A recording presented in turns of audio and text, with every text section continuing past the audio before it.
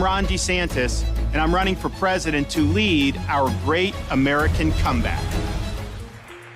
Florida Governor Ron DeSantis has officially entered the 2024 presidential race after announcing his bid in a Twitter conversation with Elon Musk. Governing is not entertainment. It's not about building a brand or virtue signaling. It is about delivering results. And our results in Florida have been second to none. We can and we must deliver big results for America. After a big win in the midterms and a successful legislative session in Florida, DeSantis is looking to take his politics national, going head-to-head with former President Donald Trump for the GOP nomination. They are the top two contenders for the Republican nomination at this point. No one else comes close. But moving from state politics to a national stage presents its own challenges for DeSantis. So what should we expect from the governor, and what challenges lie ahead? Once close allies, the relationship between DeSantis and Trump has evolved greatly over time. We need to elect Ron DeSantis as your governor.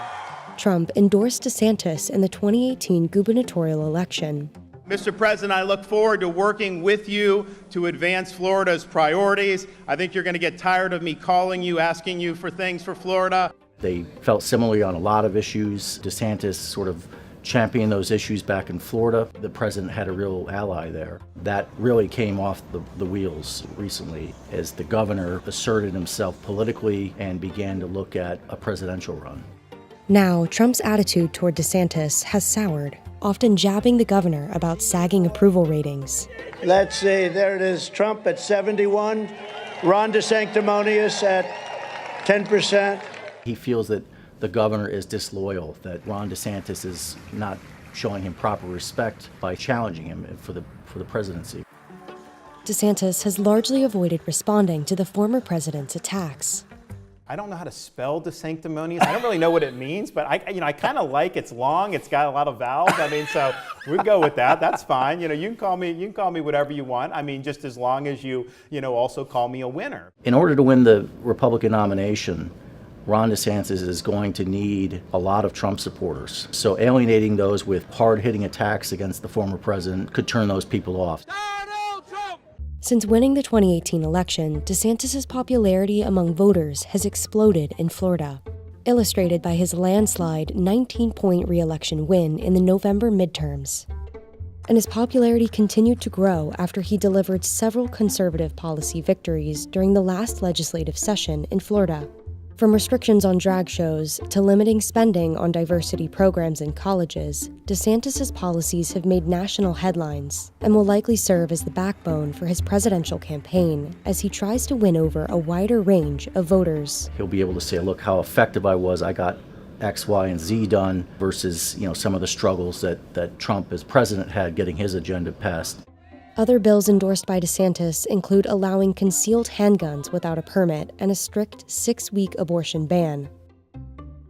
While those policies may serve DeSantis well in the primaries, they could also prove to be a challenge for him in the general election. In a Wall Street Journal poll asking about the right to carry a concealed handgun without a permit, 56% of Republican primary voters said they support that right, while nationwide, 65% of overall voters were in opposition. And for the 6-week abortion ban, 68% of Republican primary voters favored the ban, but 53% of voters overall opposed it.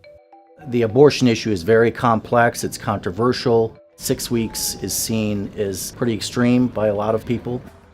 DeSantis is also preparing to challenge the incumbent President Joe Biden, who along with Trump has experience running in presidential elections and winning them. DeSantis is not tested on a national stage. He doesn't have the experience dealing with world leaders or major global issues. So that'll be something that both Trump and Biden would use against Ron DeSantis. DeSantis now joins a growing swath of Republican candidates in the race, including Trump, former South Carolina Governor Nikki Haley, and South Carolina Senator Tim Scott, with the potential for others, including former Vice President Mike Pence, who may announce in the coming months. Right now, it's down to Donald Trump and Ron DeSantis. It's their fight to lose. Republicans are hungry for someone who can get something done. There's a number of other Republicans that are vying for this, and they're going to be looking especially to see if Ron DeSantis stumbles. Essentially, if you boil down Ron DeSantis' argument, is I'm effective, I can carry on the agenda that Donald Trump kind of started, but actually get it passed. I'm Ron DeSantis, and I'm running for president to lead our great American comeback. It's no surprise Florida's governor wound up here. Ron DeSantis has spent years eyeing a much higher office. I am not doing polls to tell me what to do or what to think.